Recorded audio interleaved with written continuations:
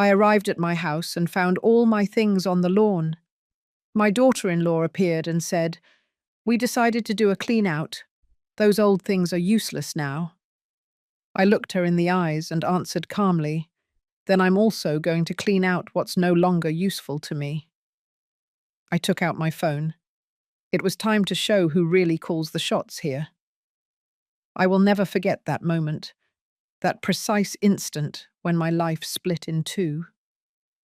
I had just returned from Phoenix. I had buried my younger sister, Grace, after watching her suffer for 6 months with cancer.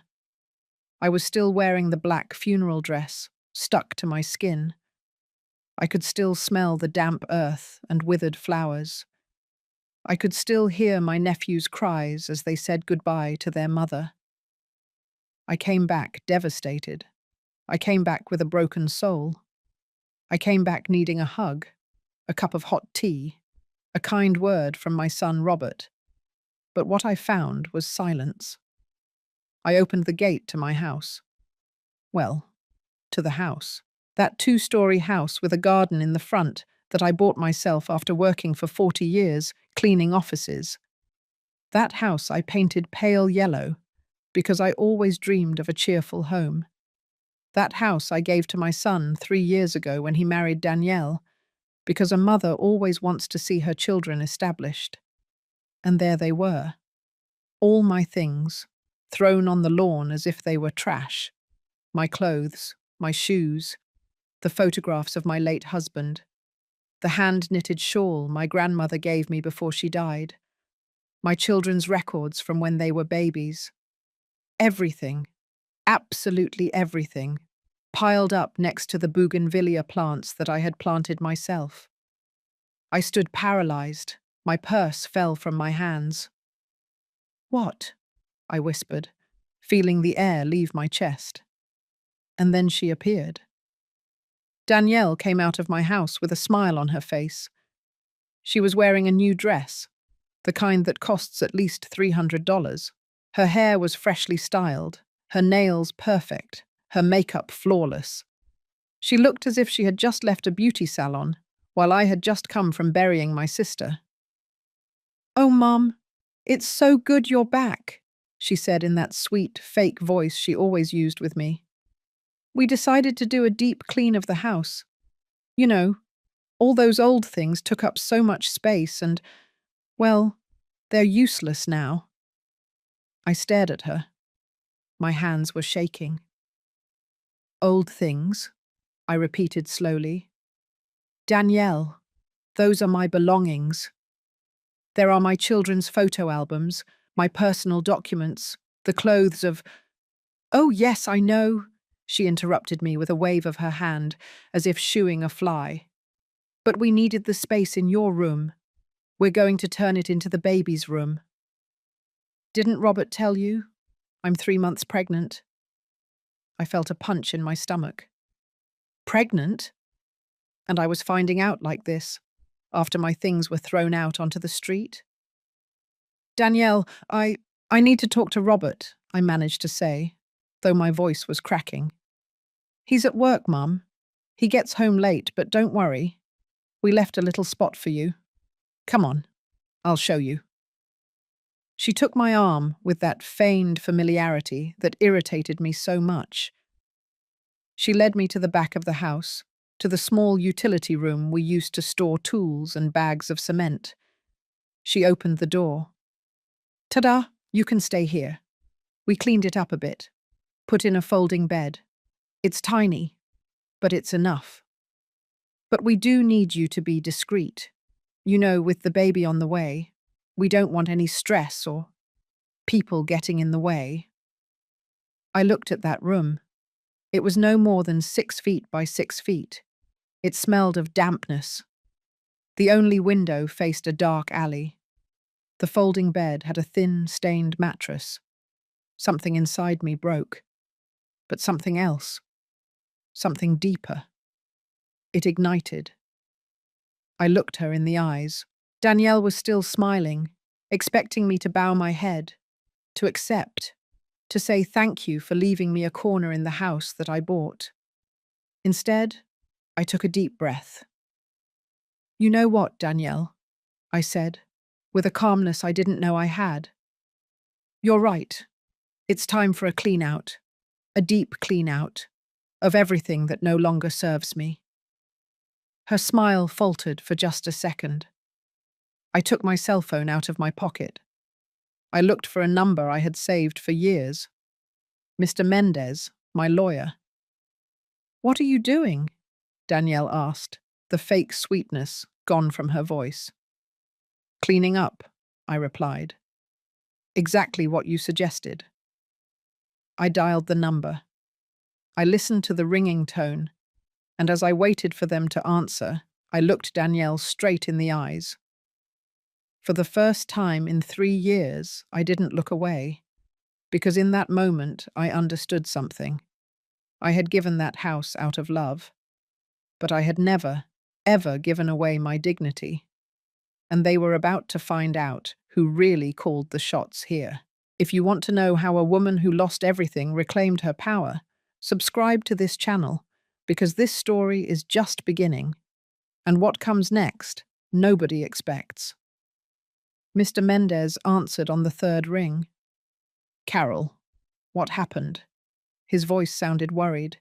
He knew I had just buried my sister. "Mr. Mendez, I need to see you tomorrow morning. It's urgent," I said, without taking my eyes off Danielle. She had completely lost that fake smile. Now she was looking at me with narrowed eyes, calculating, dangerous. "Are you okay?" asked the lawyer. "No, but I'm going to be," I replied, and hung up. Danielle crossed her arms. "I don't know what you're planning, Mum, but I'll remind you that this house belongs to Robert, and I'm his wife, so if you want to stay here, you're going to have to follow our rules." I clenched my teeth. I wanted to scream at her that I had bought that house with the sweat of 40 years cleaning other people's bathrooms, that every brick in those walls carried my sacrifice, that Robert was barely 25 years old when I gave it to him, without asking for a single dollar in return. But I said nothing, because I had learned something in my 67 years of life. Words without power are just noise, and I needed to get my power back first. "Okay," I said simply. "I'll stay in the utility room." Danielle blinked, surprised. I think she expected a fight, expected drama, expected me to cry or beg. "Oh, good. I'm glad you understand," she said, regaining some of her composure. "And another thing, there's no more room in the refrigerator for your things, so you'll have to buy your own food and keep it in your room. We can't be sharing the kitchen at all hours either. The doctor says I need to avoid stress." I nodded slowly. "Of course, no problem." "Perfect. Well then, welcome to your new space," she said, and went inside the house, swaying her hips as if she had just won a battle. I was left alone in that tiny room. I closed the door. And then, only then, did I allow myself to cry.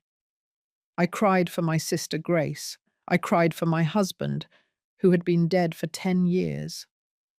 I cried for the woman I had been, strong, hard-working, proud. I cried for my son Robert, who once hugged me and told me, "Mum, you're my hero." When had everything changed? I sat on that folding bed that smelled musty. I looked around. The walls had damp stains. The light bulb hung from a bare wire. There wasn't even a nail to hang clothes on. But then I remembered something. I remembered my mother, who had raised 5 children alone after my father abandoned us. I remembered how she would tell us, "Daughters, a woman isn't strong because of what she has. She is strong because of what she is capable of rebuilding when everything is taken from her." I wiped my tears. I took out my cell phone and started taking pictures of the room, of my belongings thrown on the lawn, of everything, because if life had taught me anything, it's that the truth always needs proof.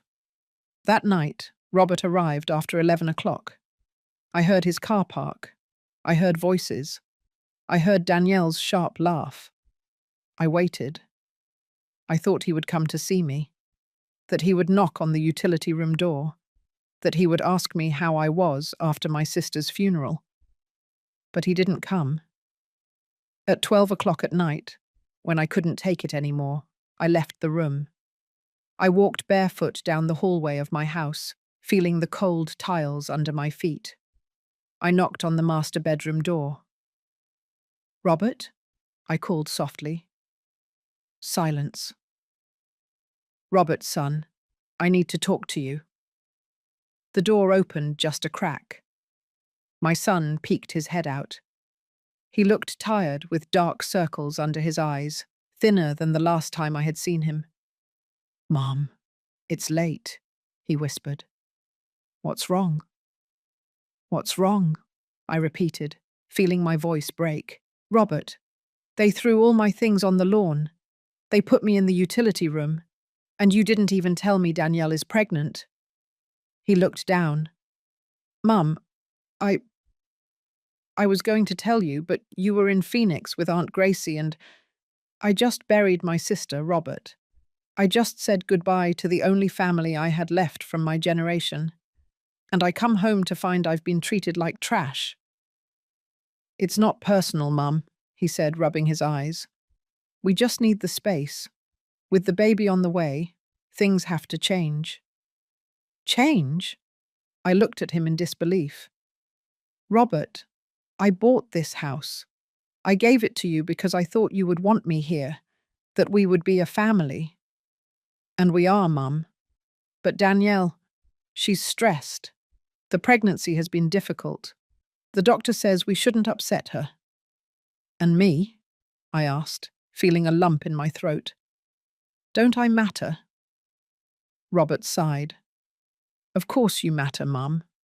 But you have to understand. Danielle is my family now, my priority. You always told us yourself that when you get married, your wife comes first." Every word was like a stab. "Not like this, son," I whispered. "Not like this." "Mum, please. We're tired. We'll talk tomorrow, okay? Try to be understanding." And he closed the door. I stood in that hallway, trembling. My son, my Robert, the boy whose diapers I changed, whom I taught to read, whom I hugged every time he cried. That son had just closed the door in my face. I returned to the utility room like a ghost, but I didn't cry anymore, because something inside me had changed.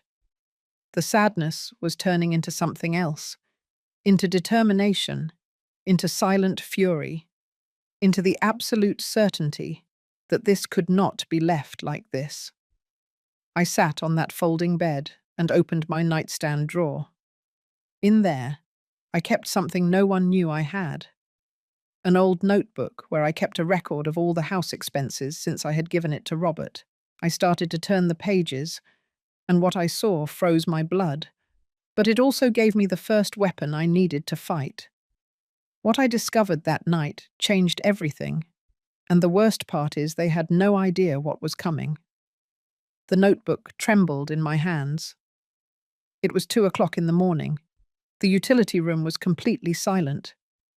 The only sound was the dripping of a leaky faucet somewhere in the house. I turned the pages slowly, feeling my heart beat faster with every line I read. I had always been organized with money. I had to be. When you grow up poor, you learn that every dollar counts. So when I gave the house to Robert, I asked him for something very simple. "Son, I just want you to keep me updated on the important expenses. Not to control you, but because this house is your asset, and assets need to be taken care of." He had agreed. During the first year, Robert would show me the receipts, tell me about the repairs. We were a team. But since he married Danielle, everything had changed. I looked at the numbers again, feeling the blood rush to my head. In the last 8 months, huge transfers had been made from the family bank account. I had access to the bank statements because Robert had given me a debit card for emergencies, but I had never used it. I only checked the transactions occasionally. And now, seeing it all together, the reality hit me like a punch. $4,500 in January. Living room remodel. $5,200 in February. New furniture. $3,800 in March. No description. $6,100 in April. Trip to Miami. $4,800 in May. Various purchases. $5,400 in June. Decoration. $7,300 in July. No description. $7,900 in August. Baby expenses. I added it up mentally. It was hard because my hands were trembling so much I could barely hold the pencil. $45,000. Almost $500,000 in 8 months. Where had that money come from? Robert earned a good salary as an engineer, about $3,500 a month, but after paying for utilities, food and gas, there wasn't that much left over.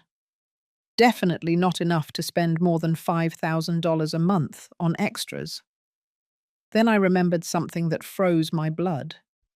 When I gave the house to Robert, I also left him access to a savings account I had maintained for years.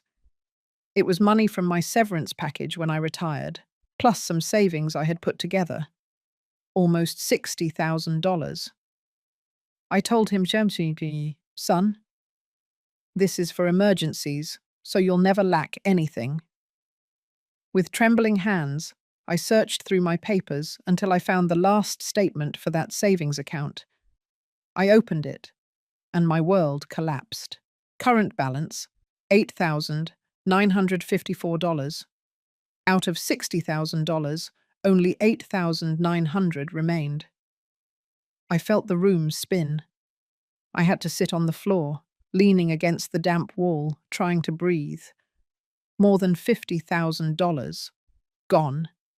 In less than a year. And I had no idea because I was busy taking care of my sick sister in Phoenix.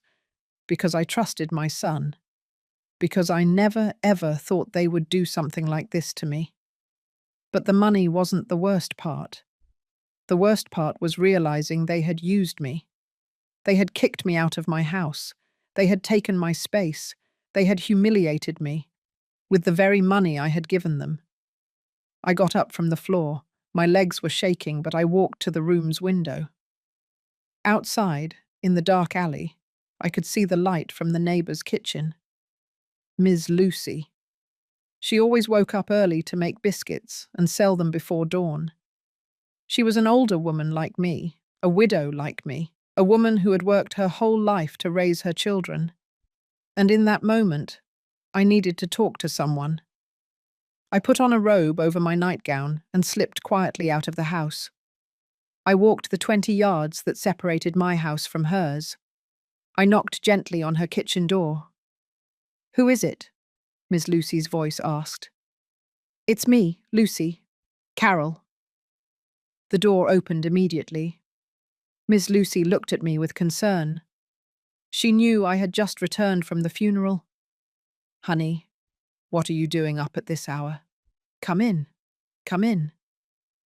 I entered her small, warm kitchen.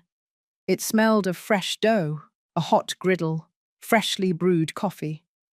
It smelled like home, what my house used to smell like. "Coffee?" she offered, pouring me a cup without waiting for an answer. I sat at her old, worn wooden table, and then I couldn't hold it in anymore. The tears started to fall.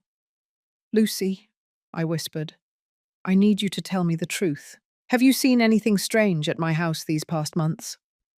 She sat across from me, taking my hands in hers, rough and calloused from work. "Honey, I didn't want to say anything because you were with your sick sister. But yes, I've seen things." "What things?" Miss Lucy sighed deeply. "Your daughter-in-law, Danielle, she doesn't work, right?" "No," Robert says she doesn't need to work, that he earns enough. Well, honey, that girl changes cars every 2 weeks. It's not the same one.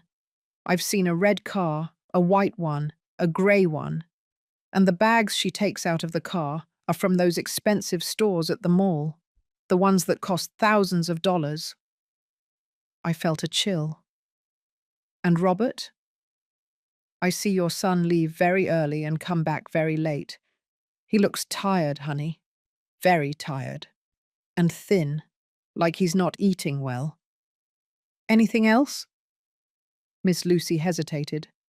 Then she spoke in a lower voice, like someone sharing a painful secret. The other day, I saw them sell your furniture.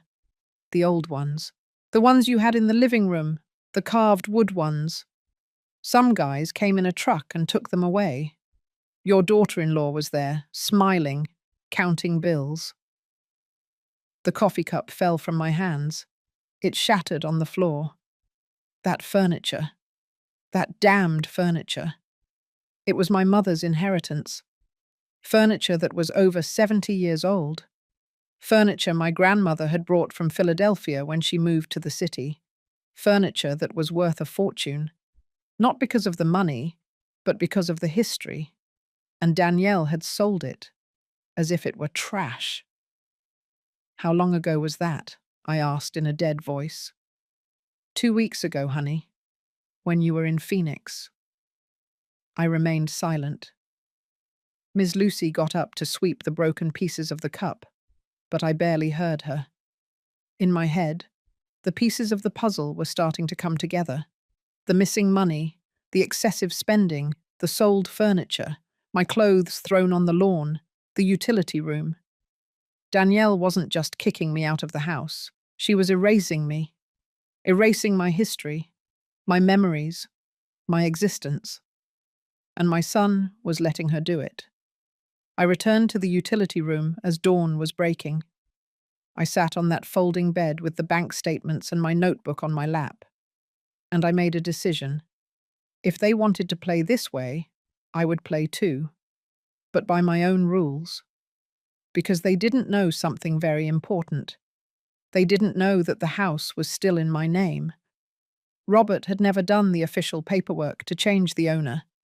I had only given him verbal permission to use it. They didn't know that I had documents for absolutely everything. And they didn't know that the woman sitting in that miserable room was not the same one who had arrived yesterday. That woman had been broken. But from the ashes, something new was being born, something stronger, something dangerous. When the sun had fully risen, I already had a plan. And I swear, not even in their worst nightmares could they imagine what I was about to do to them. At 9 o'clock in the morning sharp, I was knocking on the door of Mr. Mendez's office. I had washed up in the utility sink in the yard because Danielle had locked the door to the main bathroom so I wouldn't use her hot water. I had put on my best black dress, the same one from the funeral. I had styled my hair carefully, pulling it back into a firm bun, because I had learned something over all these years. When you go to fight for what's yours, you have to look dignified. Mr. Mendez greeted me with a long, tight hug. Carol, my dear, I'm so sorry about your sister. Gracie was a great woman. Thank you, Mr. Mendez, I said, feeling the lump in my throat. But I didn't come to talk about that. I came for something else. We sat in his office, filled with books and diplomas. He poured me a glass of water and waited patiently for me to begin. I took out my notebook, the bank statements, the pictures of my things on the lawn, everything. And I told him. Everything. As I spoke, I watched Mr. Mendez's face transform, from concern to surprise, from surprise to indignation. When I finished, he leaned back in his chair, rubbing his chin. Carol, this is serious, very serious. I know. Does your son know you have access to those bank statements? He gave me the card years ago, but I think he forgot. I never used it.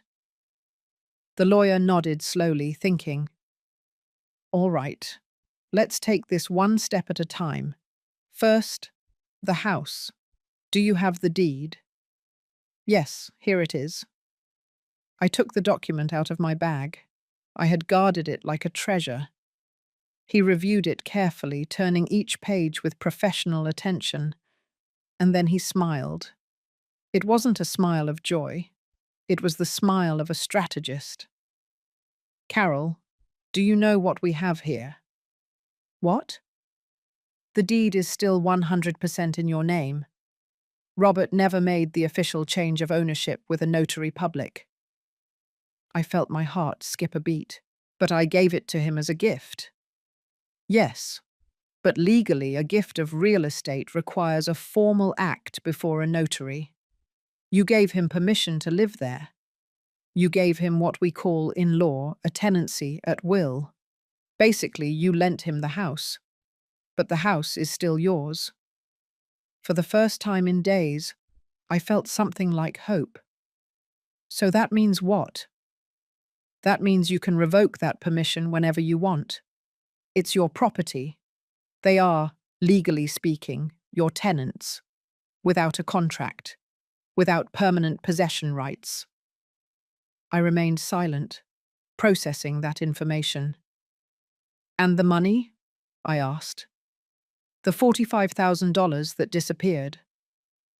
The lawyer reviewed the bank statements with a serious expression.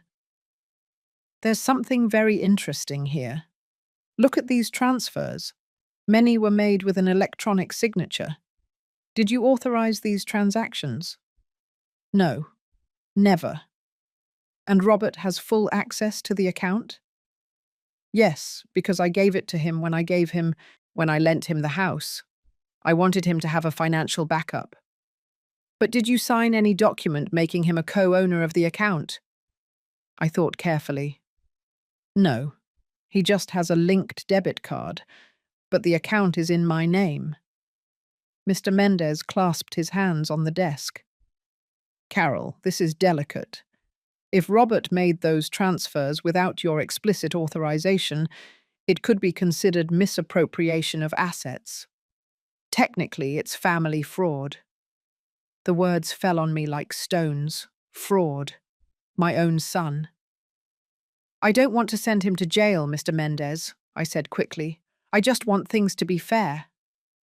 "And they will be. But you need to regain your negotiating power. And for that, we need to make some moves." He took out a notepad and began to write. "Here's what we're going to do. First, today we are going to change all the passwords to your bank accounts. You will be the only one with access." I nodded. "Second, we're going to make an official inventory of everything that was in that house when you gave it to Robert, including that antique furniture they sold. You are going to formally report the unauthorized sale of your property." "Can I do that?" "Of course you can, because you never took your name off the deed. Legally, everything in that house was still yours." I felt the strength return to my body. "Third, we are going to formally notify Robert that he must vacate the property in 30 days, or alternatively, sign a formal lease agreement with monthly rent and very clear clauses." "Rent?" I asked, surprised. "To my own son?" The lawyer looked at me with those wise eyes that had seen 1,000 cases like mine. "Carol, your son kicked you out of your house, put you in a utility room, spent your money without asking, sold your mother's furniture. Do you really think he deserves to continue living there for free?" He was right, completely right. "And if he refuses?" I asked. "Then we start the eviction process. And believe me, with the evidence you have, a judge will rule in your favor in less than 3 months." I stared out the office window. Outside, Chicago was bustling with its normal traffic. People going to work, street vendors, everyday life. And there I was, about to completely change the course of my life. "Is there anything else?" the lawyer said, pulling me from my thoughts. Do you have other assets, properties, accounts? I thought carefully. Yes, I have a small apartment in the old factory district. It was my husband's. We've been renting it out for years. How much do you rent it for? $1,800 a month. And where does that money go? To a different bank account. One I opened years ago for the apartment's maintenance expenses. Robert doesn't know about that account. Mr. Mendez smiled broadly. Perfect. So you have your own income. That changes everything. It means you can live independently if you decide not to go back to that house. The idea hit me like a lightning bolt. Live alone? At 67 years old?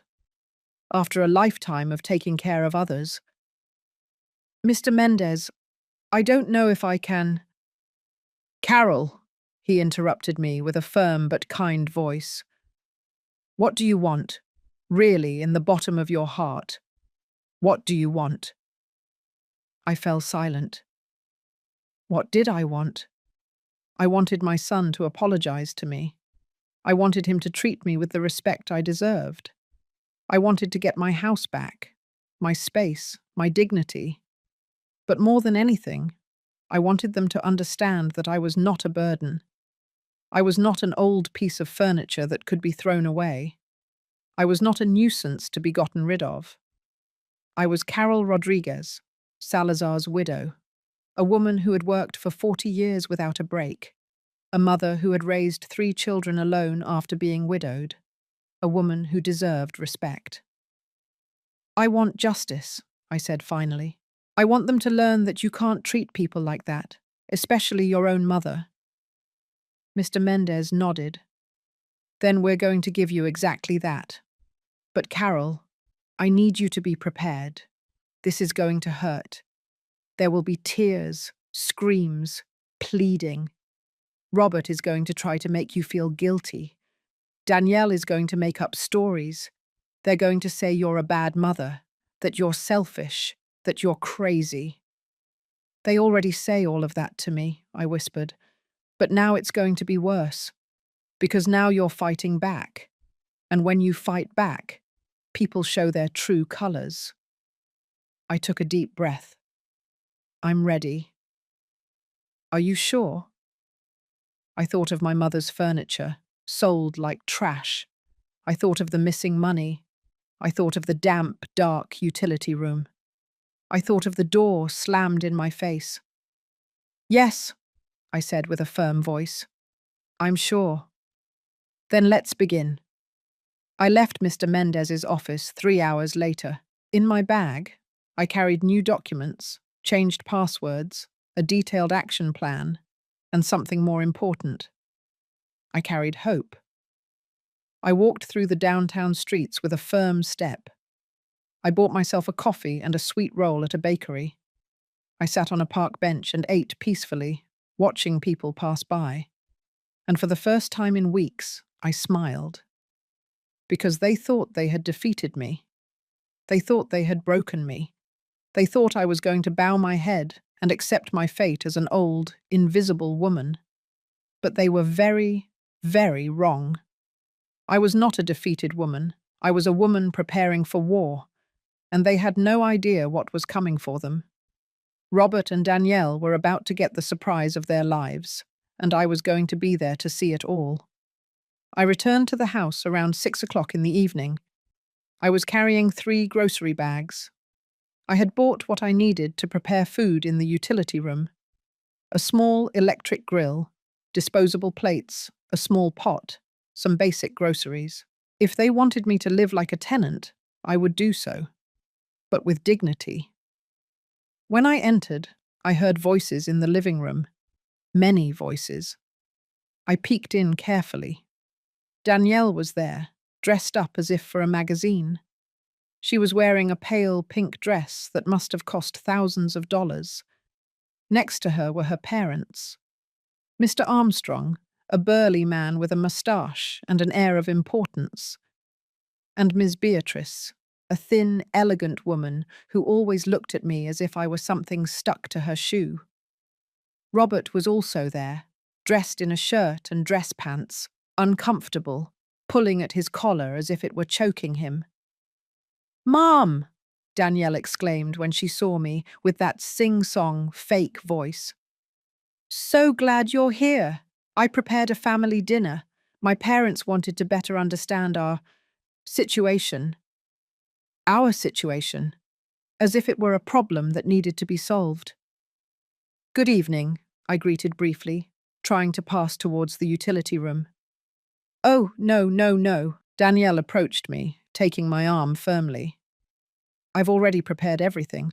It would be rude if you didn't join us. Besides, we need to talk about some important things." I had no choice. I sat at the dining room table. My table. The one I had bought at an antique market 15 years ago. Danielle served dinner with a perfect smile. Chipotle-style chicken, red rice, salad. Everything looked delicious. Everything smelled like home. But the atmosphere was as tense as a guitar string about to snap.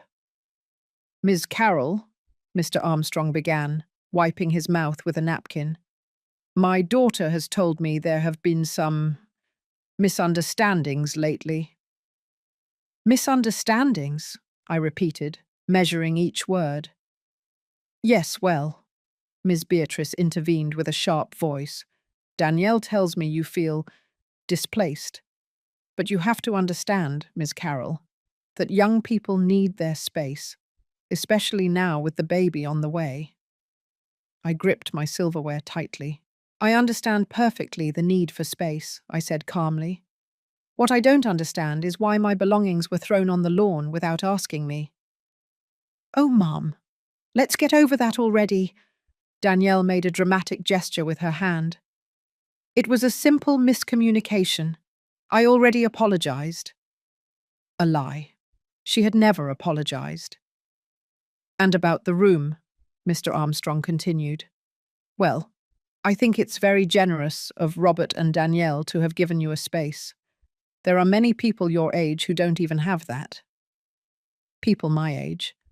As if I were a burden, a nuisance, a beggar grateful for crumbs. Robert said nothing, just ate in silence, his gaze fixed on his plate. "Besides," Ms. Beatrice added, "at your age you should be thinking about, well, about making things easier for everyone. There are very nice retirement homes with nurses, activities, people your age.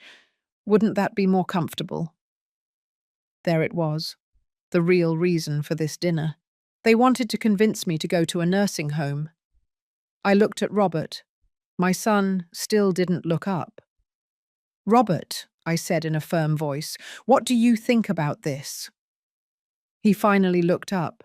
His eyes were tired, empty. "Mom, I just want everyone to be okay, for there to be peace." "Peace?" I repeated. "You're asking me for peace while you're planning to send me to a nursing home?"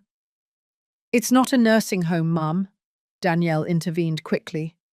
"They're luxury retirement communities, with gardens, with—" "I'm not interested," I interrupted her.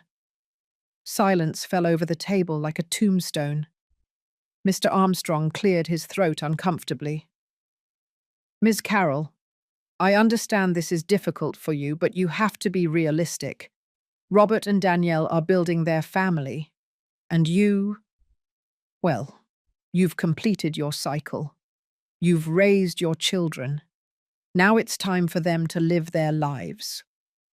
Every word was a slap, but the worst was yet to come. "And on the economic issue, Ms., Beatrice continued, in a tone of someone discussing business. Danielle mentioned there were some confusions with the bank accounts." There it was, the real reason for the dinner. They had realized they could no longer withdraw money. "There were no confusions," I said in a clear voice. "I simply changed the passwords to my accounts, as I should have done from the beginning." Danielle dropped her silverware with a theatrical crash. "You see, Robert? I told you your mother was acting strangely. Why would you do that, Mum? That money is for the family." That money is mine, I said, feeling my blood boil. Money I saved for 40 years. Money you spent without my permission. $45,000 in 8 months. What did you spend it on, Danielle? Danielle's face turned white, then red, then purple. How dare you? How dare I what? I stood up from my chair. Ask for an account of my own money. Ask why you sold my mother's furniture without my authorization. Question why you treated me like trash when I arrived from my sister's funeral. Mum, please. Robert also stood up, his hands outstretched. Don't do this. Not in front of them. Not in front of them? I looked at him incredulously. Robert, they came here to convince me to go to a nursing home. And you're worried about appearances? Mr. Armstrong slammed his fist on the table. Ma'am, you are being very rude. We came as a family to find a civilized solution. Civilized? I let out a bitter laugh.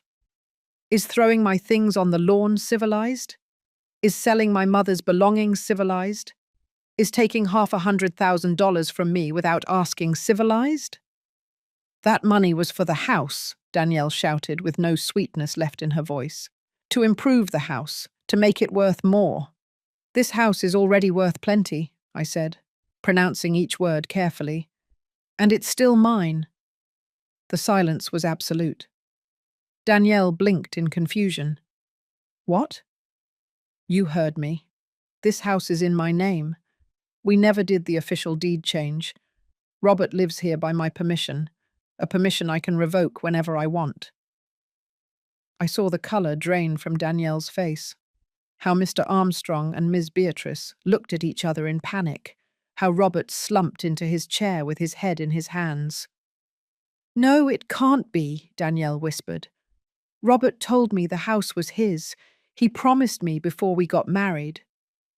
Well, he lied to you, I said coldly, or he simply never did the paperwork. The fact is, this house is legally mine. Every brick, every window, every inch. Danielle turned on Robert like a wild animal. Tell me it's not true. Robert, tell me this crazy old woman is lying. Robert slowly lifted his head. There were tears in his eyes. It's true, he whispered. I never finished the paperwork. I thought that it wasn't urgent, that Mum would never… That I would never what? Danielle screamed. That I would never find out. That I would never reclaim it. You told me this house was yours. I married you because you said you had assets. And there it was, the naked, raw truth. Danielle hadn't married my son for love. She had married him for the house, for my house. Miss Beatrice stood up indignantly. This is unacceptable. Armstrong, we're leaving.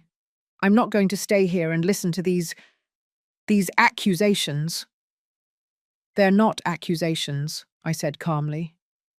They're facts, and I have documents to prove everything. Mr. Armstrong pointed his finger at me. You are a bad mother. A real mother wouldn't do this to her son. Those words hurt more than I could admit, but I wasn't going to let them hurt me anymore. A real mother teaches her children to respect, to value, to be honest. I did all of that. If Robert didn't learn, it's not my fault. It's his. I turned and walked towards the utility room. Behind me, I heard chaos. Danielle crying hysterically, Miss Beatrice screaming insults, Mr. Armstrong demanding explanations, Robert trying to calm everyone down. I closed the door to the room and leaned against it, trembling. It had been the toughest confrontation of my life, but also the most necessary. And it was just the beginning. That night, around 11, I heard violent banging on the room door. Mum, open up. We need to talk. It was Robert. I didn't open it. Mum, please. Danielle is very upset. The doctor said she can't get stressed because of the baby. I still didn't open it. What do you want me to do? Beg for your forgiveness on my knees? Cry? Tell me what you want and I'll do it, but please don't take the house from us. I threw the door open. Robert was a mess. His hair dishevelled, his eyes red, his shirt wrinkled. And for the first time I felt no pity, I felt disappointment. Robert, I said in a calm voice, I'm going to tell you something, and I want you to listen carefully. I never wanted to take anything from you. I gave you this house out of love. I gave you my money out of generosity. I gave you my space for family. I know, Mum. I know, But you treated me like trash. You humiliated me, you stole from me, you lied to me. And when I came back broken from my sister's funeral, you threw me out on the street. It was Danielle's mistake. I didn't know that. You knew. I raised my voice. You knew and you did nothing. You closed the door in my face. You told me she was your priority. You told me to understand. It's just, she's my wife, Mum. I have to support her.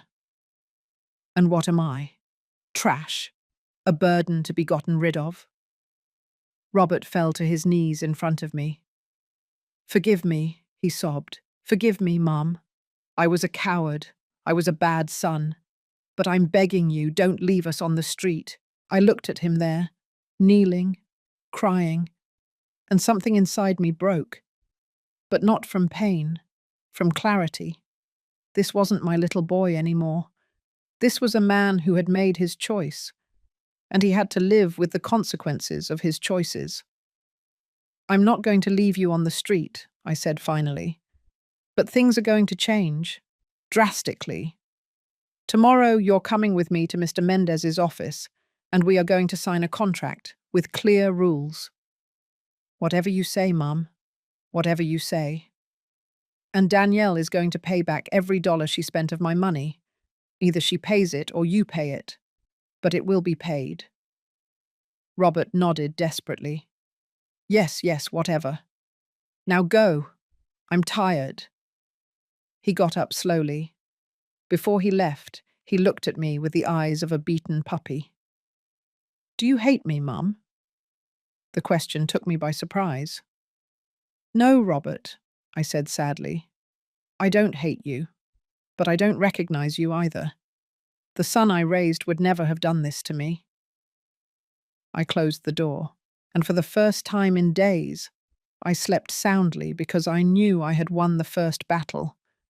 But the war was just beginning. The next morning, Robert and I went to the lawyer's office. And what happened there changed everything forever. Robert arrived on time at Mr. Mendez's office.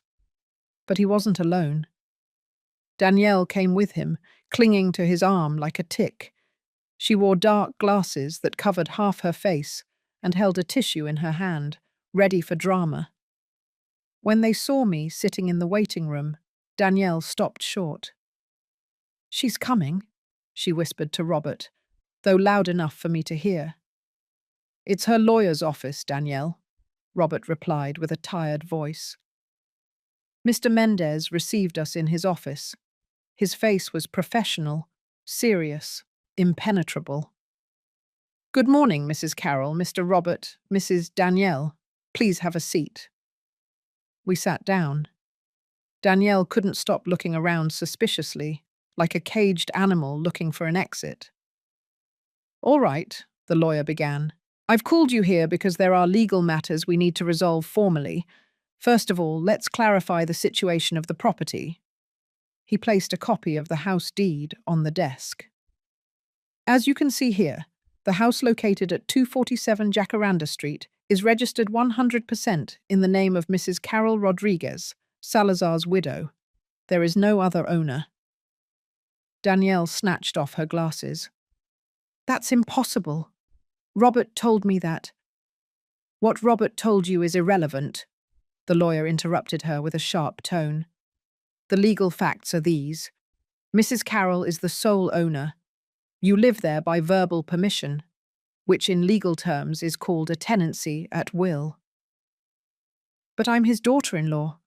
It's my house too, Danielle insisted, her voice getting higher. No, Mum, it is not. Not 1 inch of that property is in your name. I saw Danielle turn pale, her hands clutching the tissue until her knuckles turned white. Is this true? Robert asked in a trembling voice. My son lowered his head. Yes.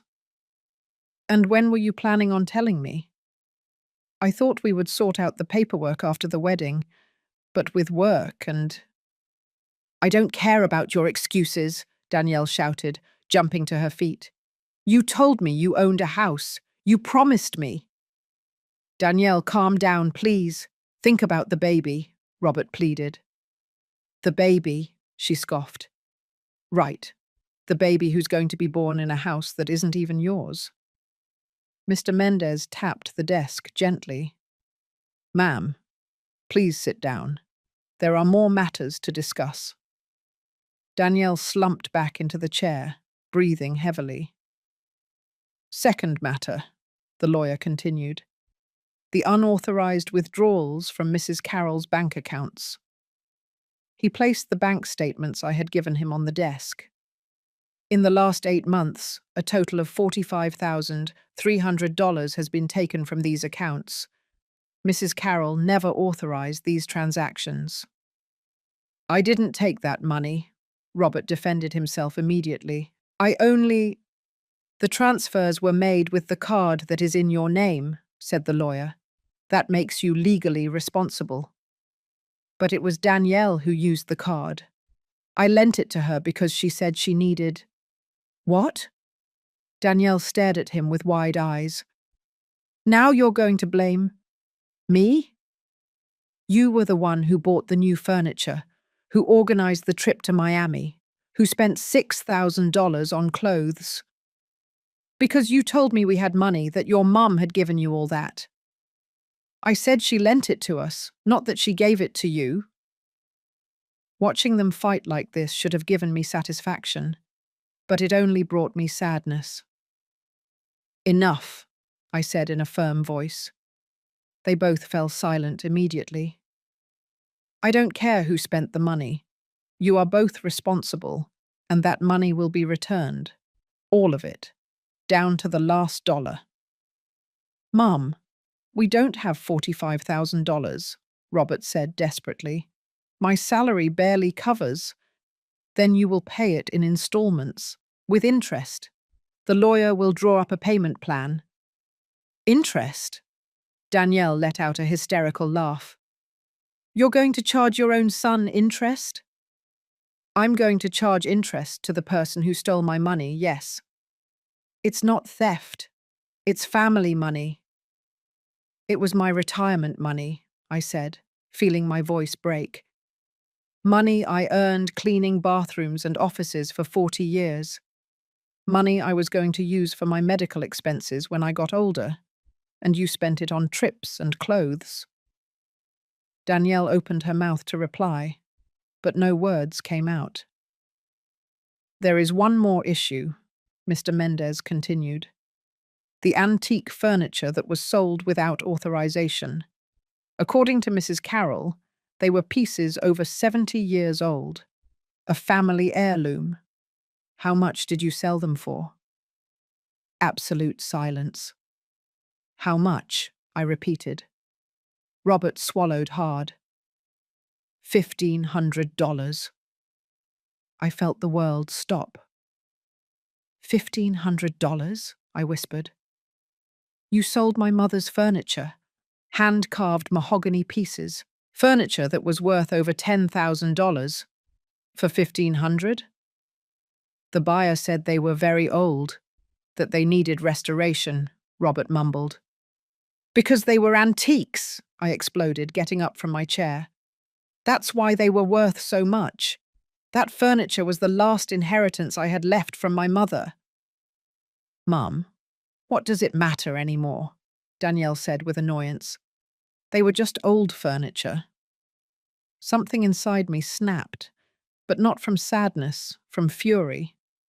I approached Danielle slowly. She leaned back in her chair, scared. Just old furniture? I said in a dangerously low voice. Just old furniture. My grandmother brought that furniture from Philadelphia on a freight truck in 1952. My mother polished it every Sunday after church. I taught Robert to read at that table. We had family dinners there for 30 years. I didn't know, Danielle stammered. You didn't know because you never asked. Because to you, anything that isn't new and expensive is worthless. Just like me. An old woman who is useless, a burden to be gotten rid of. That's not true. No. I took out my cell phone and showed them the pictures I had taken the day I arrived from the funeral. Look at this. Look. My things thrown on the lawn, my photos, my clothes, the memories of my dead husband, all thrown out like trash. Danielle looked at the photos and turned pale. I thought they were things you didn't use anymore. And that's why you threw them out without asking me, without waiting for me to come back from my sister's funeral. We needed space for the baby. You had the whole house, I shouted, a 2-story house with 4 bedrooms. Why did you need my room? Why did you need to humiliate me? Danielle covered her face with her hands and began to cry, but it didn't move me anymore. I had seen too much. I had suffered too much. Mr. Mendez, I said, turning to him, I want them out of my house. I want to start the eviction process. No, Robert shouted, jumping up. Mom, please, we can't leave. We have nowhere to go. Danielle is pregnant. You should have thought of that before you treated me the way you did. Mrs. Carroll, the lawyer intervened. Legally, I can start the eviction today. They have to vacate in 30 days. That leaves us on the street, Danielle sobbed. With a baby on the way. What kind of grandmother are you? Those words hit me like a punch. What kind of grandmother was I? One who had lost everything. One who had been betrayed. One who was tired of being stepped on. But then I looked at Danielle. I really looked at her. And I saw genuine fear in her eyes. I saw a young, stupid woman who had made terrible mistakes, but who was pregnant, who was going to bring my grandchild into the world. I sighed deeply. I'm not going to leave you on the street, I said finally. But this is what's going to happen. You are going to sign a formal lease agreement. You are going to pay $1,200 a month in rent. You are going to pay me back the $45,000 in payments of $1,000 a month for 4 years. And if you miss a single month, I will evict you without hesitation. $1,200 in rent plus $1,000 in debt. That's $2,200 a month, Robert exclaimed. We won't be able to afford it. Then Danielle will have to get a job, like the rest of the world. I'm pregnant. And I worked until my 8th month of pregnancy with Robert, cleaning floors on my knees. So don't give me any excuses. Danielle looked at me with pure hatred. You'll regret this, she hissed. When your grandchild is born, you won't meet him. We won't let you near him. You'll die alone and bitter. Her words hurt, but they weren't going to control me anymore. If that's my cross to bear, I'll bear it, I replied. But I will never be a slave in my own house again, Mr. Mendez prepared the documents right there. Robert signed them with trembling hands. Danielle refused to sign at first, but Robert forced her to. When we left the office, they drove away in their car without saying a word to me. I stood on the sidewalk, breathing the fresh morning air. I had won, but I didn't feel victorious. I felt empty, shattered, because I had gotten my house back, but I had lost my son, and I didn't know if I could ever forgive myself for that. But the story doesn't end there, because 3 days later, something happened that changed everything again, and this time it was worse than I ever imagined. 3 days after signing the contract, I woke up in the utility room with a pain in my chest that wasn't normal. It wasn't sadness. It was something physical, real, terrifying. A pressure squeezing me as if someone were wringing my heart with their hands. I tried to get out of bed, but my legs wouldn't respond. I couldn't get air into my lungs. The room started to spin. "Help!" I whispered, but my voice barely came out. I tried to bang on the wall for someone to hear me. Once. Twice. On the third try, my arm fell limp. Everything went black. I woke up in a hospital bed. The fluorescent lights hurt my eyes. There was a constant beeping from a machine beside me. I felt a needle in my arm, connected to an IV bag. "She's awake," I heard a woman's voice. A nurse came over to check on me, taking my blood pressure and pulse. "How are you feeling, Mrs. Carroll?" "What? What happened?"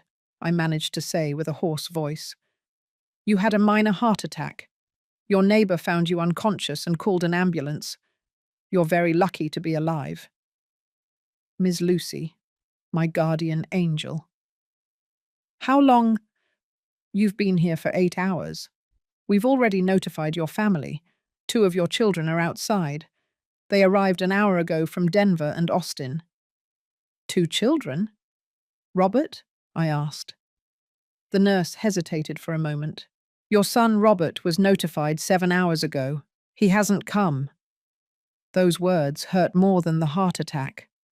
My son, the one who lived 20 minutes from the hospital, hadn't come. But my other children, Marianne and George, who lived hundreds of miles away, had dropped everything to get here. "I want to see them," I said. "Of course. Just for a moment, okay? The doctor says you should avoid strong emotions." The nurse left, and seconds later they burst in like hurricanes. Marianne, my middle child, 38 years old, a lawyer, always so serious and organized. But now her eyes were red and swollen from crying. George, my youngest son, 35 years old, an engineer like Robert, but with a completely different heart. His hair was messy and his shirt was buttoned wrong, as if he had dressed in a hurry. "Mom!" Marianne ran to me and hugged me carefully, as if I were made of glass. "Thank God. We thought we were going to lose you." George took my free hand and squeezed it tightly. "What happened, Mum?" "Ms. Lucy called us crying, saying she found you passed out on the floor. Why didn't you tell us you were sick?"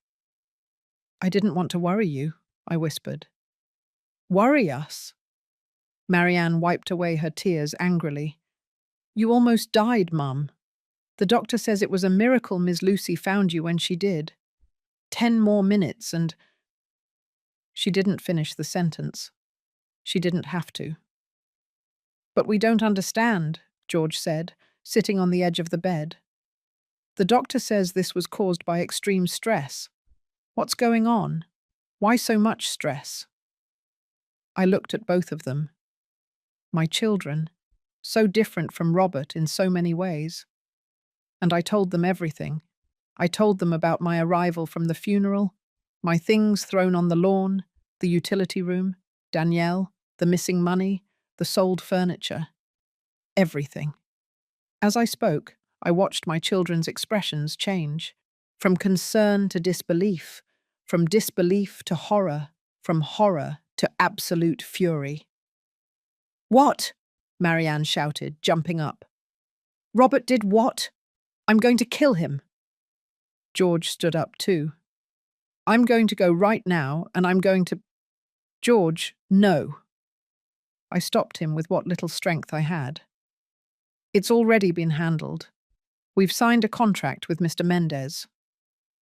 "Mr. Mendez knows about this?" Marianne asked. "Yes. He's helping me."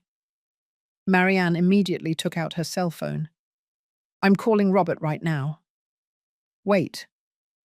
I tried to stop her, but she was already dialing. We waited.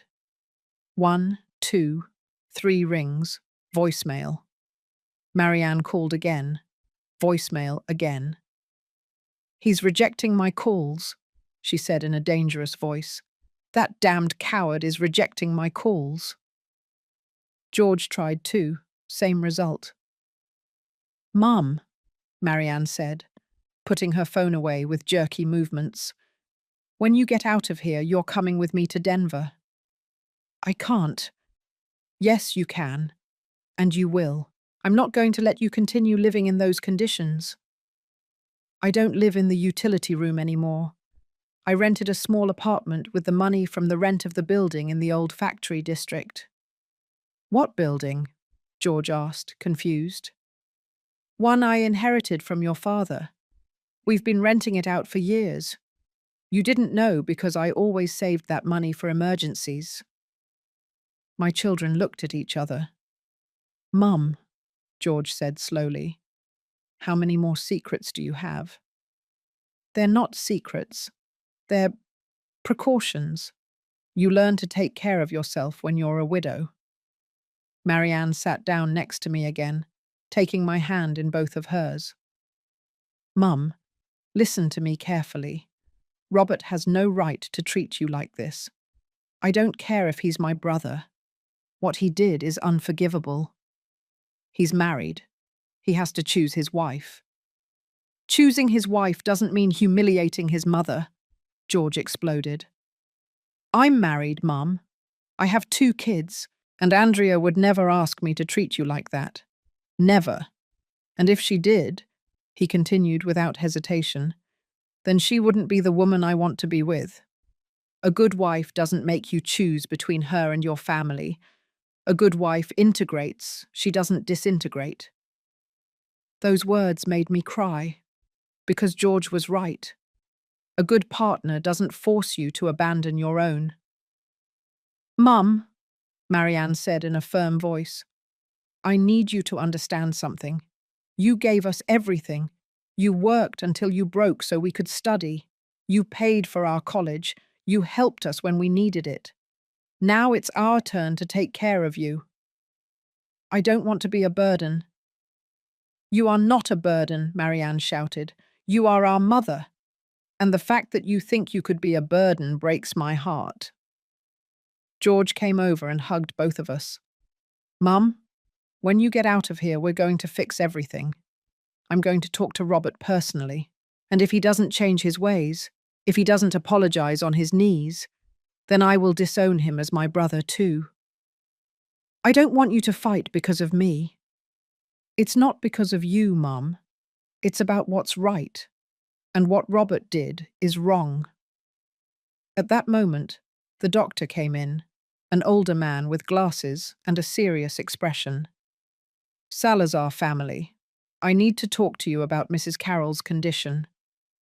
We all tensed up. "The minor heart attack was caused by acute and prolonged stress. Your mother's blood pressure was at dangerous levels. If we don't make drastic changes to her lifestyle, the next one won't be a minor one. It will be a full-blown heart attack, and likely fatal." The words fell like stones. "What does she need?" Marianne asked immediately. "First, completely eliminate the sources of stress. Second, daily medication to control her blood pressure.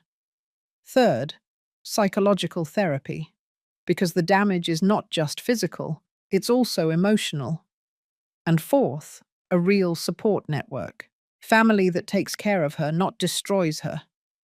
George and Marianne nodded. "She'll have it all," George said. "You have my word." The doctor looked directly at me. "Mrs. Carroll, what is causing you the most stress right now?" The question took me by surprise.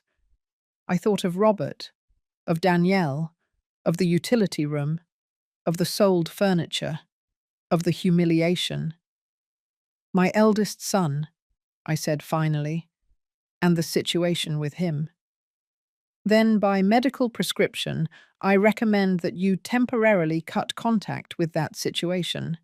For at least 3 months. You need to heal. And you can't heal if you keep getting wounded." Those words were like a release. A doctor was giving me permission to step away, to take care of myself, to set boundaries, without guilt.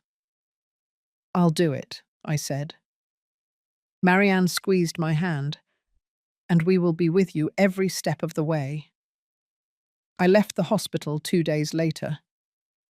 Marianne stayed with me in a nearby hotel. George had to go back to Austin for work, but he called 3 times a day. Robert never showed up. Not a call, not a message, nothing. But I wasn't expecting anything from him anymore, because I had discovered something important in that hospital bed. I had been looking for love in the wrong place. Robert had shown who he was, and I had to accept it. But Marianne and George, they showed me I wasn't alone, that I still had family, real family. A week later, I was sitting in the small apartment I had rented with the rent money. It was a modest place, 1 room, a small kitchen, a full bathroom. But it was mine, clean, tidy, peaceful. Marianne helped me decorate it. We bought plants, new curtains, a comfortable rocking chair for reading. And for the first time in months, I felt at home. I was having coffee at the small table by the window when my cell phone rang, an unknown number. I hesitated before answering. "Hello? Mrs. Carroll? This is Mr. Mendez." "Mr. Mendez, good morning. I have some news. Robert just made the first payment. $2,200, $1,200 for rent, and $1,000 for the debt." I remained silent, processing. "Really?" "Yes. And there's something else. Your daughter-in-law Danielle got a job in a department store, a perfume saleswoman." I couldn't help but smile a little. Danielle, who had never worked a day in her life, now selling perfume. Life has strange ways of teaching lessons. "Thanks for letting me know, Mr. Mendez." "There's something else, Carol. Robert called the office. He asked about you. He says that he needs to talk to you." "I'm not ready for that," I said immediately. "I understand. I just wanted you to know." I hung up and stared out the window. Outside, life went on. People walking, children playing, street vendors shouting their wares. And there I was, alive, breathing, healing. I had lost a lot, but I had also gained something priceless. I had won my dignity back, and no one, ever again, was going to take it from me. But Robert wasn't going to give up so easily. And what he did next forced me to make the most difficult decision of my life. 2 weeks after leaving the hospital, I was watering the plants on my small balcony when I heard knocking at the door. Loud, desperate, insistent. "Mom! Mom! Please, I know you're in there." It was Robert. I froze, the watering can still in my hand. "Mom, we have to talk.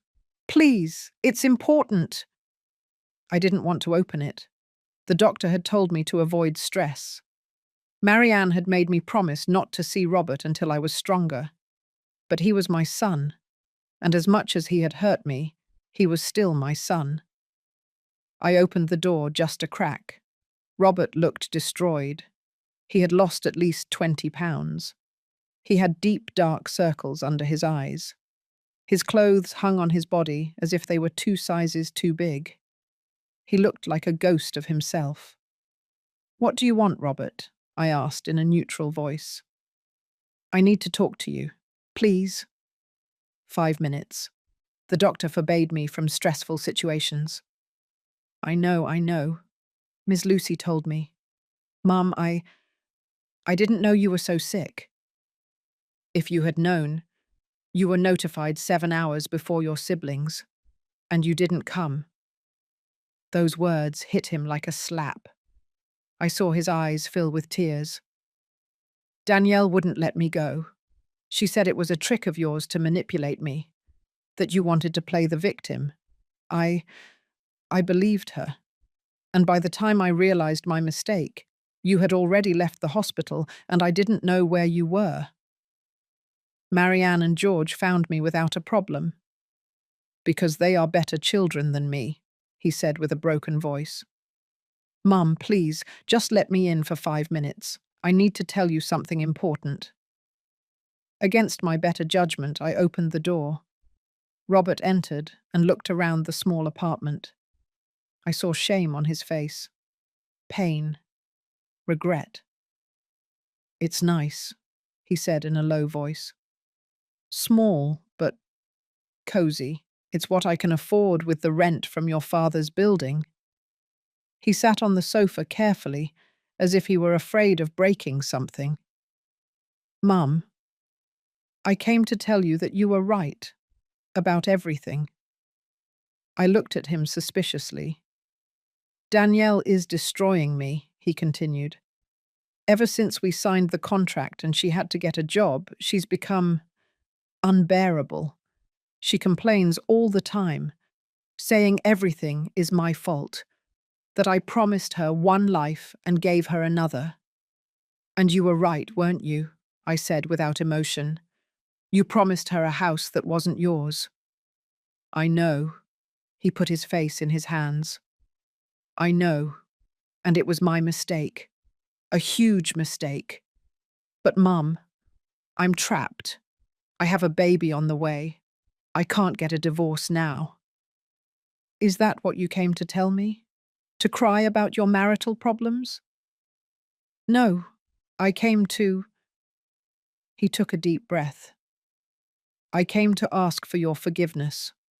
On my knees, if necessary. For everything. For throwing your things out. For the utility room. For the money. For grandmother's furniture. For slamming the door in your face.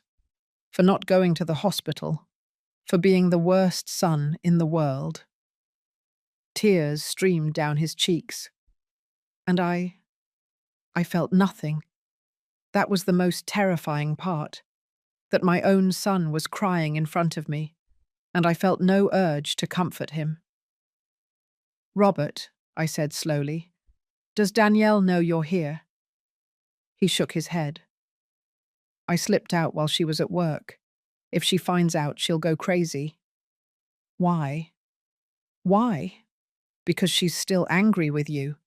She says you ruined our lives, that you took everything from us. I let out a bitter laugh. I didn't take anything from you. I set boundaries. There's a difference. I know, Mum, but she doesn't see it that way. And how do you see it? Robert looked up at me. I see that I lost my mother for a woman who doesn't even respect me, who yells at me, who blames me for everything, who threatens to take my son away from me if I don't do what she says. Then divorce her, I said simply. I can't. We're expecting a baby. Robert, I was 7 months pregnant with George when your father died. I had to go on alone. If you can work, you can support your child. With or without Danielle.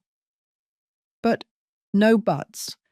Either you stay with her and accept the consequences, or you separate and build a new life. But you can't go on like this, destroying yourself, and you can't come here expecting me to solve your life for you. Robert was silent for a long time. You don't love me anymore, Mum? He asked in a small child's voice. That question broke my heart. I will always love you, Robert. You are my son. I carried you in my womb. I raised you. I taught you to walk, to talk, to read. But I don't trust you anymore. And I'm not sure if I'll ever be able to again. What do I have to do? He pleaded. Tell me what I have to do to earn your trust back. Grow up, I said simply. Stop being a child who expects his mum to solve everything. Make decisions like an adult. Stand up for what's right, even if it's hard. And if I do, if I change, will you forgive me? I don't know, Robert. Honestly, I don't know. He slowly got up from the sofa. He looked older than he was, tired, defeated.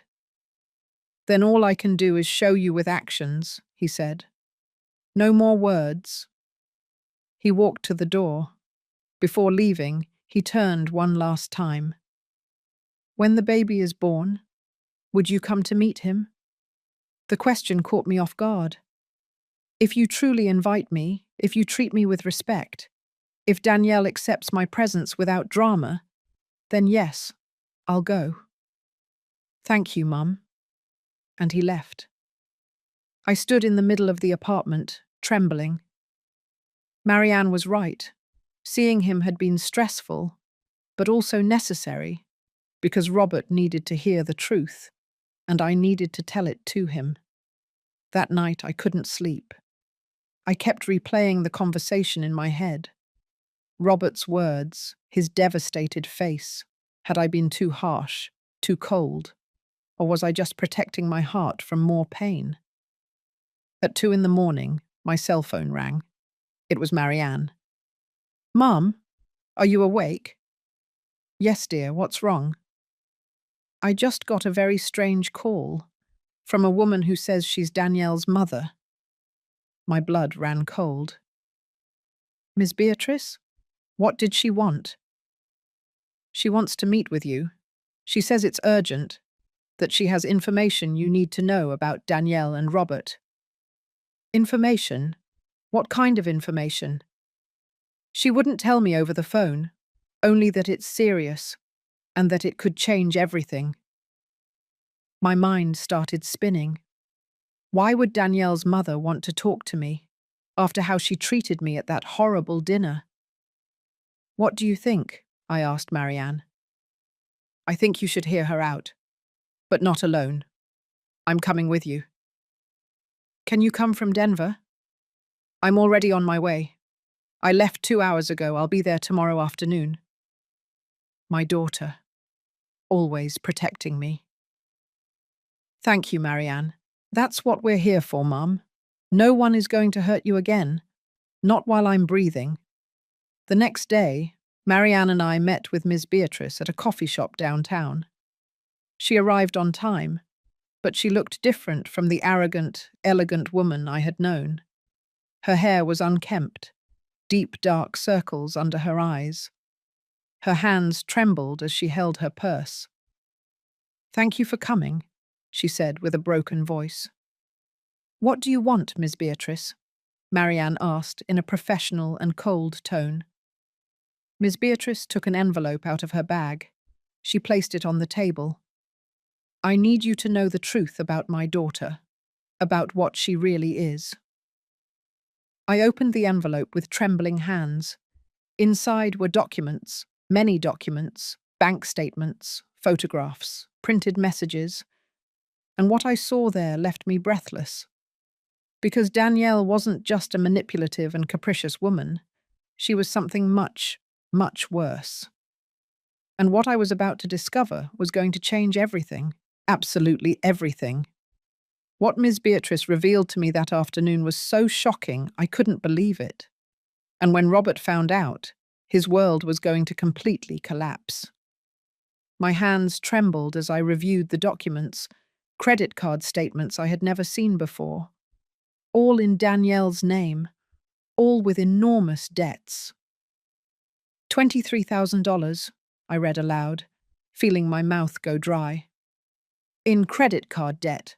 How is that possible? Miss Beatrice's eyes were red. She looked years older than the last time I had seen her.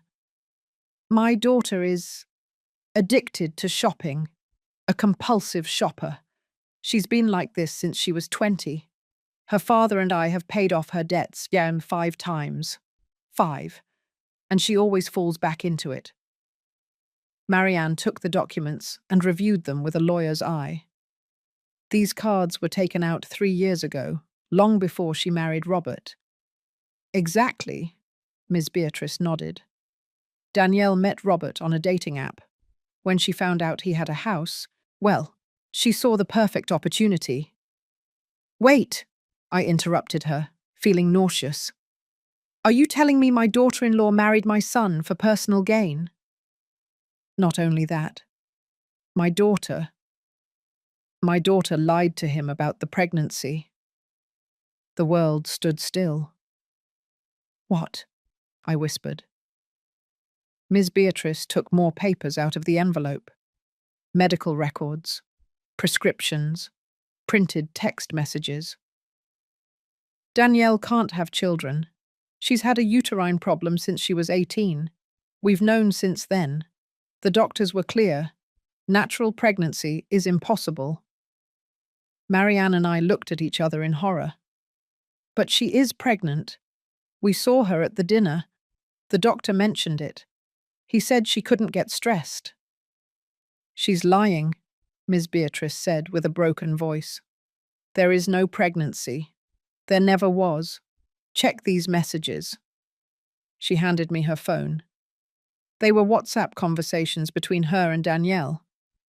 Danielle, I already told Robert I'm pregnant. He was so happy. Ms. Beatrice, Danielle, you can't do this. When he finds out you lied. Danielle, he's not going to find out. I'll say I lost it in a few months. But by then I'll be well settled in the house. Ms. Beatrice, this is wrong. Very wrong. Danielle, you never support me. Always criticizing. That's why I'm in this situation. I need this house, Mum. I need to get out of debt, or they're going to sue me. I felt like I couldn't breathe. Robert doesn't know any of this? Nothing. Danielle is very good at lying, always has been. She bought maternity clothes. She looks up pregnancy symptoms online to fake nausea. She even bought positive pregnancy tests online to show him pictures. Why are you telling me this? I asked. You are her mother. Why betray your own daughter? Ms. Beatrice put her face in her hands and began to cry. Because I can't take it anymore. I can't keep watching her destroy lives. She has scammed 3 men before Robert. Always the same story. They fall in love. She invents pregnancies, gets money, and when she can no longer sustain the lie, she disappears. My God, I whispered. But this time it was different. This time she found someone who had a house, and she decided to stay. And when you appeared as an obstacle? Well, I saw her do horrible things. Throw away your belongings, sell your furniture, humiliate you. And you said nothing? Marianne asked in a hard voice. I was afraid, Ms. Beatrice cried. My daughter can be dangerous. She manipulates, lies, threatens. She told me that if I said anything to Robert, she would cut me out of her life forever. And she's my only daughter, my only baby. But she's not a baby anymore, I said in a firm voice. She's an adult woman who is committing fraud. And you are an accomplice by staying silent. Miss Beatrice nodded through her tears. I know. That's why I'm here. Because yesterday, Danielle came to ask me for more money. $5,000. She says she needs to get fake pregnancy tests done to keep deceiving Robert. And I can't go on with this anymore. I can't. Marianne took all the documents and put them away carefully. I'm going to need certified copies of all of this, and I need you to be willing to testify if necessary. Whatever it takes, Ms. Beatrice said. I just want this to end, before my daughter ruins more lives. Where is your husband in all this? I asked. Armstrong doesn't know anything. He thinks Danielle has finally settled down. If he finds out about this, I don't know what he would do. He's so proud of her. Well, he's going to have to find out, Marianne said. Because this is serious. Very serious. I stared at the documents on the table. My son. My poor Robert. Deceived. Manipulated. Destroyed. By a woman who never loved him. Who only saw an opportunity in him. I have to tell him, I said. Robert has to know the truth. Are you sure, Mum? Marianne asked. This is going to destroy him. He's already destroyed. But at least if he knows the truth, he can start to rebuild on a real foundation, not on lies. Ms. Beatrice took my hands. Thank you. Thank you for being more of a mother than I am, for protecting your son even when he didn't protect you. Her words hurt me, because they were right. I was still a mother, despite everything. That same afternoon, I dialed Robert's number. He answered on the second ring. Mom? Robert, I need you to come to my apartment.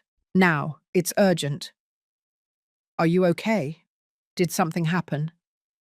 I'm fine, but we need to talk. Bring Danielle with you. Danielle? But Mum? Robert, I said in a firm voice, either you both come in an hour or I'm coming over there. And believe me, you don't want this conversation to be at your house. Okay, we'll be there. I hung up and looked at Marianne. Are you ready? She asked. No, but we have to do it. 40 minutes later, there was a knock on the door. I opened it. Robert was there, nervous, pulling at his shirt collar. Beside him, Danielle with a sour face and tight maternity clothes. I hope this is important, Mum, Danielle said in a bored tone. I had to ask for time off from work. Come in, I said simply. They entered, sat on the sofa. Marianne stood next to me, a folder in her hands. What's going on? Robert asked. Why is Marianne here? Because what I'm about to tell you is very serious, and you need family support. I saw Danielle's face change from boredom to alert. Serious? She asked in a high-pitched voice. What are you talking about? I'm talking about lies, I said, looking directly at her. About fraud, about manipulation. I don't know what… Your mother came to see me, I interrupted, and she told me everything. I saw the colour drain from Danielle's face. My mum, what did she say? Marianne opened the folder and started taking out documents. She said you're not pregnant, that you never were, that you have a medical condition that prevents you from having children, and that you lied to Robert to keep the house. The silence was deafening. Robert slowly got up from the sofa. What? His voice came out as a whisper. What did you say? She's lying, Danielle shouted. My mom is crazy. She's making things up because she's jealous that I'm happy. Here are the medical documents, Marianne said, showing them. Certified, with your full name. Diagnosis, bicornuate uterus with severe adhesions. Impossibility of natural pregnancy. Those are old. From years ago. I'm better now. The date is from 6 months ago, Marianne said coldly, when you were already married to Robert. And here is the conversation with your mother, where you admit you're lying about the pregnancy. She showed him the phone with the messages. Robert took it with trembling hands. He read. Once. Twice. 3 times. And then he collapsed onto the sofa with his head in his hands. No, it can't be, he whispered. Robert, my love, listen to me. Danielle knelt in front of him. I am pregnant.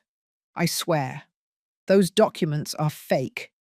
Your mum forged them to separate us. Then why would your own mother give me this information? I asked. Because she hates me. Because she has always hated me. Danielle, Robert said in a dead voice, looking up.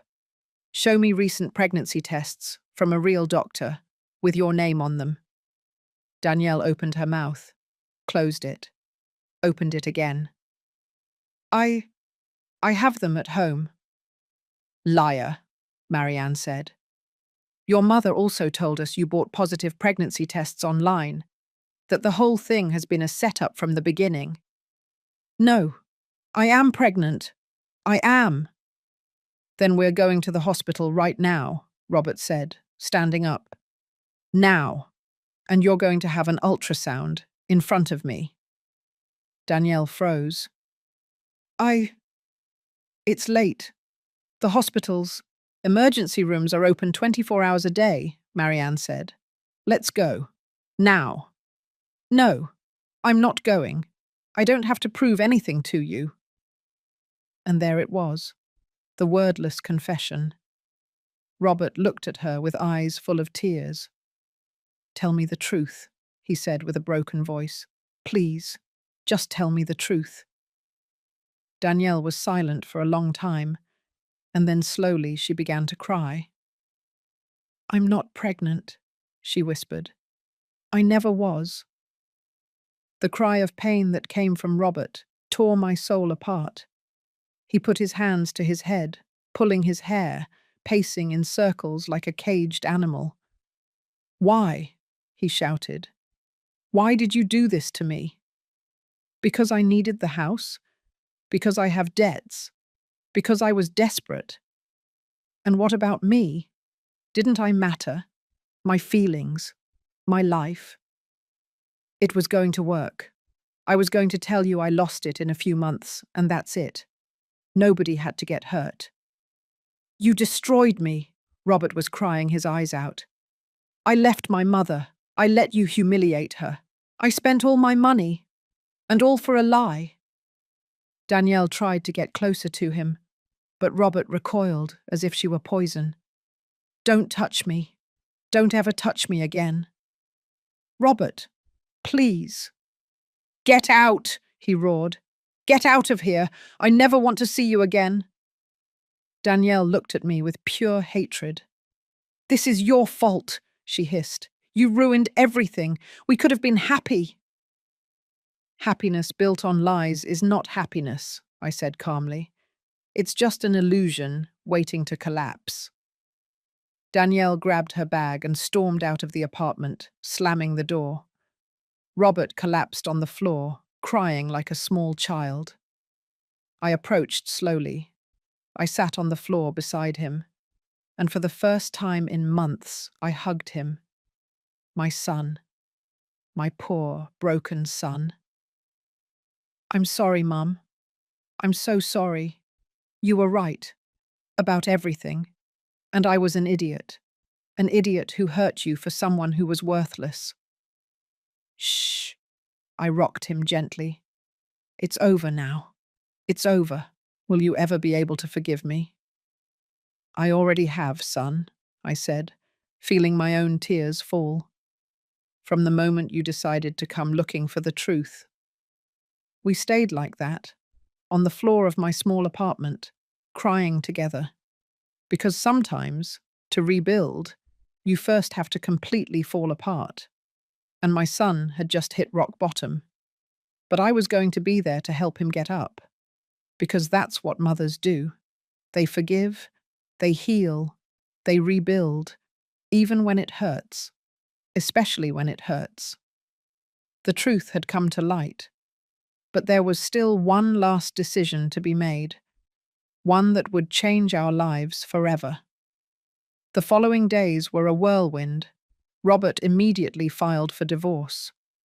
With the evidence we had, the fake pregnancy fraud, the hidden debts, the messages confessing the manipulation, the lawyer said it would be quick and decisive. Danielle tried to fight. She demanded financial compensation. She threatened to sue for emotional distress. She even made up that Robert had abused her. But every lie crumbled in the face of the evidence.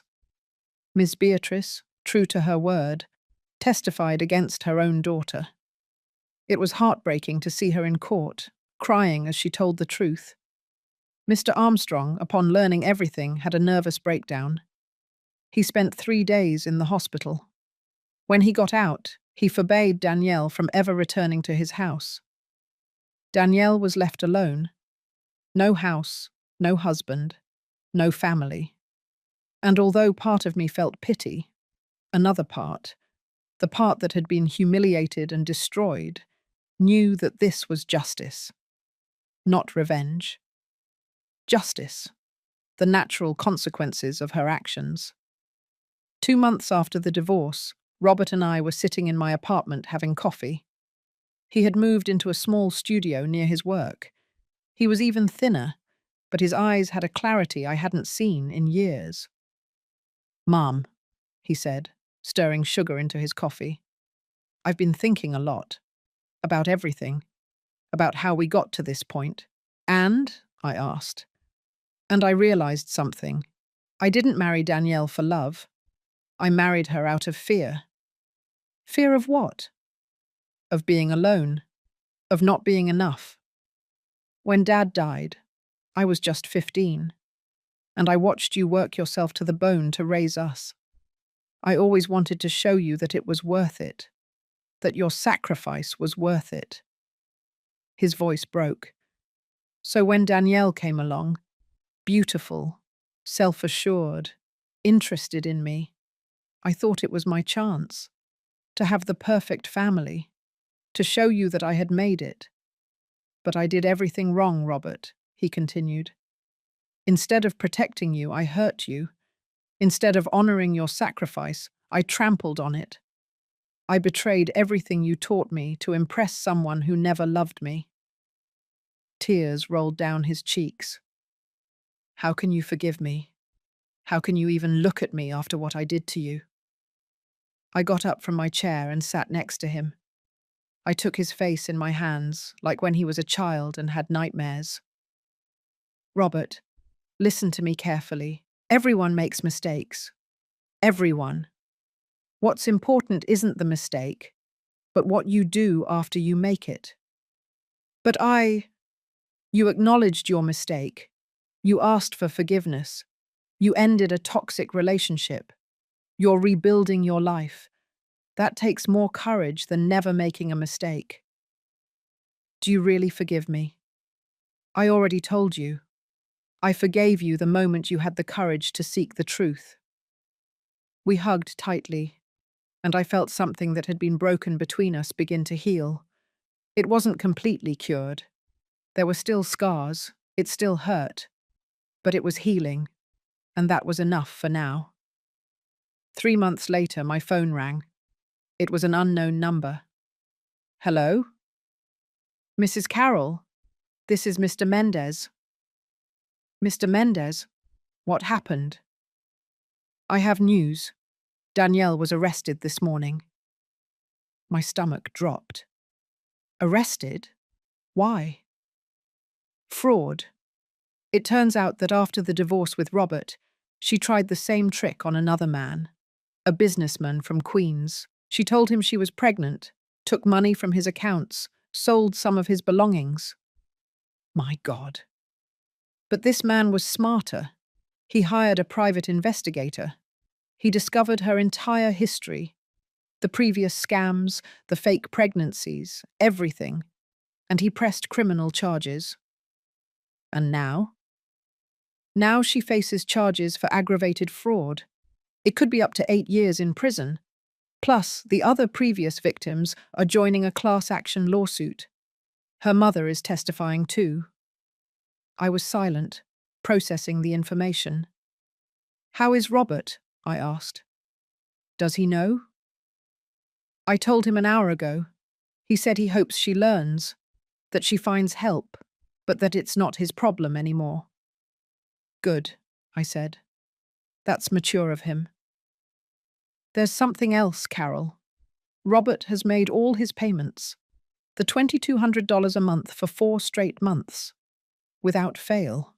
Without complaint." "I know. I've been monitoring the account. He wants to know if you would consider renegotiating the contract. Not to pay less, but so he can visit you more often. He says he misses talking to you." I felt a lump in my throat. "Tell him to come for dinner on Sunday. I'm going to make pot roast. His favorite." I heard the smile in the lawyer's voice. "I'll tell him. And Carol, I'm glad to see things are getting better. Thank you, Mr. Mendez, for everything." On Sunday, Robert arrived with flowers and a chocolate cake. "You didn't have to bring anything," I said as I opened the door. I wanted to. It's the least I could do. We ate together. We talked about his work, his new apartment, his future plans. We talked about Marianne and George, about the nieces and nephews who lived far away. We talked about everything and nothing, like we used to before Danielle came along. And it was normal, comfortable, healing. When we finished dinner, Robert took an envelope out of his backpack. "What's that?" I asked. "Open it." I opened it carefully. Inside were legal documents. They were the deeds to the house, completely transferred to my name, with no conditions, no tenancy at will, nothing. "Robert, what is this?" "It's yours, Mum. It always was. But now it's official. 100% yours. I renounce any right to it." "But the house was for you. It was a gift that you were ashamed to keep. But you need a secure asset, a place of your own, and that house is yours. I'm going to build my own path, as I should have from the beginning." Tears were streaming down my cheeks. "And where will you live?" "I'll stay in my apartment. I'm saving to buy my own place in a few years. Something I earn, not something given to me. Let me do this, Mum. Let me show you that I've learned, that I've grown, that your sacrifice was not in vain." I hugged him tightly. My son, my little boy who was no longer a boy, who was finally becoming the man I always knew he could be. 6 months later, I was in that same house on Jacaranda Street. But now it was different. I had cleaned every corner. I had painted the walls new colours. I had put plants in every window. Marianne had helped me renovate the kitchen. George had helped me fix up the garden. And Robert came every Sunday to eat with me. Sometimes he brought his siblings. Sometimes he came alone. But he always came. On time. Respectful. Loving. One afternoon, the 4 of us were in the garden. Me, Robert, Marianne, and George, drinking lemonade under the shade of the bougainvillea I had planted myself years ago. "Do you know what day it is today?" I asked. "What day?" Marianne asked. "Exactly 1 year ago today, I came back from my sister Gracie's funeral and found my things on the lawn." An uncomfortable silence fell. "Mom," Robert began. "No," I interrupted him with a smile. "I'm not saying it to make you feel bad. I'm saying it because a year ago, I thought I had lost everything. My house, my dignity, my family, my son." I looked at the 3 of them. But what really happened is that I lost the illusions, the lies, the fake relationships. And when all that was gone, I discovered what really mattered. "What?" Jorge asked. "You, the ones who stayed, the ones who fought for me, the ones who showed me that family isn't perfect, but it can be real." Robert discreetly wiped his eyes. "I also discovered something about myself," I continued. "I discovered that I can be strong, that I can set boundaries, that I can demand respect without feeling guilty, that I don't have to accept crumbs of love." "You taught us all a lesson, Mum," Marianne said. "Sometimes the greatest love is the one that says, 'No more.'" Exactly. And today, 1 year later, I am sitting in my garden, in my house, with my children who truly love me, drinking lemonade, at peace. "At peace," the 3 of them repeated. We toasted with our glasses of lemonade, and we laughed. And for the first time in a long time, I felt that everything was where it should be. That night, when my children had left and I was alone, I went out to the garden one last time. I looked at the stars, the same sky I had looked at a year ago, when I thought my life was over. But it wasn't over. It had begun again. I had fallen, I had been broken, I had hit rock bottom, but I had gotten up, and I had learned the most important lesson of all. That dignity is not given away, it is defended. That respect is not begged for, it is demanded. That true love does not humiliate, it uplifts. And that it is never, ever too late to clean your life of everything that doesn't serve you, even when it means being alone for a while. Because being alone with your dignity intact is better than being accompanied in humiliation. I smiled, looking at the stars. "Thank you, Gracie," I whispered, thinking of my sister. "Thank you for teaching me that life is short, and that it shouldn't be wasted on people who don't value us." The wind blew gently, rustling the bougainvillea, and I swear I felt my sister's answer in that wind. "You're welcome, little sister. Now live, truly live." And that's exactly what I did. I lived, with dignity, with peace, with self-love, and with the certainty that I had won the most important battle of all, the battle for my own soul. If this story touched your heart, it's because something in it resonated with you. Maybe you too have been humiliated by someone who should love you. Maybe you too have felt that you are worthless, that you are in the way, that you should accept the crumbs. Let me tell you something, from the bottom of my soul. You are worthy. You have always been worthy. And you deserve respect. It doesn't matter your age. It doesn't matter if you're a mother, grandmother, daughter, or sister. It doesn't matter how many times you've been made to feel small. You have a right to your dignity, to your space, to your peace, to your happiness. And if someone, anyone, makes you feel less than you are, then it's time to do a clean out. To say, enough is enough. To set boundaries, to demand respect, to defend yourself. Because life is too short to live it on your knees, and it is never, ever too late to stand up. I did it at 67 years old. You can too. If this story touched your heart, leave me a comment telling me where you're watching from. The United States, Colombia, Mexico, Spain? I would love to know that these words reached you. Give it a like if you believe that dignity is priceless. And subscribe for more stories of brave women who decided not to give up. Because we all have a warrior inside waiting to awaken. We just need the courage to let her out.